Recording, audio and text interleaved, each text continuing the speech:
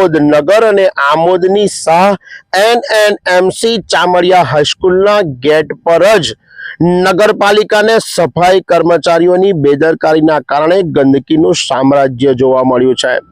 હજારોની સંખ્યામાં આ ચામડિયા હાઈસ્કૂલમાં વર્ષોથી વિદ્યાર્થીઓ અભ્યાસ અર્થે આવે છે અને વિદ્યાર્થીઓના સ્વાસ્થ્ય સાથે જાણે નગરપાલિકા ચેડા કરી રહી હોય એવા પ્રકારના દ્રશ્યો આ આમોદ નગરની ચામડિયા હાઈસ્કૂલ પાસેથી સામે આવ્યા છે। ગંદકીના સામ્રાજ્યની સાથે સાથે મસ્ત મોટા મચ્છરોનો પણ ગંદા પાણીમાં ઉપદ્રવ જોવા મળી રહ્યો છે। આમોદ નગરના નાક સમાન વિસ્તાર 4 રસ્તાથી તિલક મેદાન જ્યાં મુખ્ય બજાર અને સ્કૂલના ગેટ પર જ ગંદકીનું સામ્રાજ્ય જોવા મળી રહ્યું છે। ચામડિયા હાઈસ્કૂલના પ્રિન્સિપાલે મીડિયા સમક્ષ પોતાની વ્યથા અને વેદના ઠાલવી છે અને લાગણી અને માંગણીઓ નગરપાલિકા સમક્ષ રજૂ કરી છે।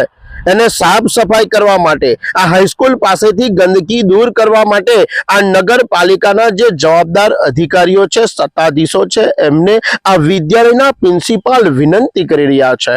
આમોદ નગરમાં ઠેર ઠેર વોર્ડ નંબર 1 હોય કે 2 હોય કે 5 હોય, જ્યાં બાળકોને સ્કૂલની આગળ પાછળ જાહેર માર્ગો ઉપર ગંદકીનું સામ્રાજ્ય જોવા મળી રહ્યું છે। સ્વચ્છતા મિશન અભિયાનનો આમોદમાં મોટા ભાગની સ્કૂલ આગળ જ ફિયાસ્કો જોવા મળી રહ્યો છે। જાહેર માર્ગ ઉપર જ ગંદકીનું સામ્રાજ્ય જોતા આરોગ્ય માટે ગંભીર મોટો ખતરો ઊભો થતો હોય એવું લાગી રહ્યું છે। આમોદ નગરપાલિકા સામે લોકોમાં ભારે રોષ છે। તાત્કાલિક આમોદ નગરમાં સફાઈની વ્યવસ્થા સુધારવા માટે લોકોમાં એક પ્રકારની માંગ ઉઠી છે। અનેકવાર સમાચારોમાં પણ પ્રકાશિત કરવામાં આવ્યું છે, મીડિયાએ પણ ધ્યાન દોર્યું છે, છતાં પણ આમોદ નગરપાલિકાના સત્તાધીશો અને વહીવટી તંત્રના પેટનું પાણી હલતું કેમ નથી? જાડી ચામડી ધરાવતું તંત્ર ક્યારે ઘોર નિંદ્રામાંથી જાગશે એ તો હવે આવનારો સમય જ નક્કી કરશે।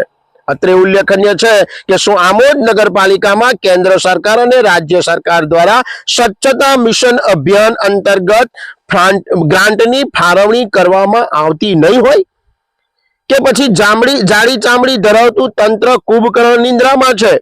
અધિકારી પદાધિકારી આમોદ નગરના જાહેર માર્ગો ઉપર નીકળે, એકવાર તમામ વિસ્તારની વિઝિટ કરે અને નગરમાં ખાનાઓનું સામ્રાજ્ય અને ગંદકીનું સામ્રાજ્ય છે એ બાબતે ચકાસણી કરી તેનું યોગ્ય નિરાકરણ કરે તેવી લોક માંગ ઉઠવાના સમાચાર પ્રાપ્ત થયા છે। ગઢવી વિષ્ણુભાઈ ઈશ્વરદાન ગઢવી। ગંદકી કે જ્યારથી ચોમાસું બેઠું છે ત્યારથી અહીં આગળ પાણી ભરાઈ રહ્યા છે અને પાણીના લીધે કિચડ થયો છે અને મારી શાળાની અંદર 1000 કરતા વધારે વિદ્યાર્થીઓ અહીં આવતા હોય છે। એમના સ્વાસ્થ્યને નુકસાન ન થાય એ માટે અવારનવાર મૌખિક રજૂઆત નગરપાલિકાને કરેલ છે, છતાં પણ આજ દિવસ સુધી એમણે કોઈ પણ પગલાં ભરેલા નથી। તમે શું કહેશો આ ગંદકીને લઈને? ખરેખર તો જ્યાં સ્કૂલ હોય ત્યાં ગંદકી ન જ હોવી જોઈએ કે નગરપાલિકાની ફરજમાં આવે કે સ્કૂલની આજુબાજુ આવી કોઈ પણ પ્રકારનો કિચડ ન થાય, ગંદકી ન થાય, એનું ધ્યાન રાખવાની જવાબદારી નગરપાલિકાની છે।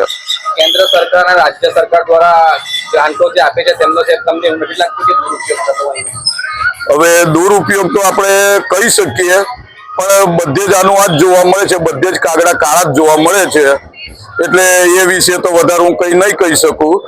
પણ જે અહીંયા આગળ સ્કૂલના ગેટ આગળ જે ગંદકી છે એને સત્વરે સાફ કરી અને કંઈક આગળ પગલાં લેવાય અને રોડ સાફ થાય એવી નગરપાલિકાને અપીલ કરું છું।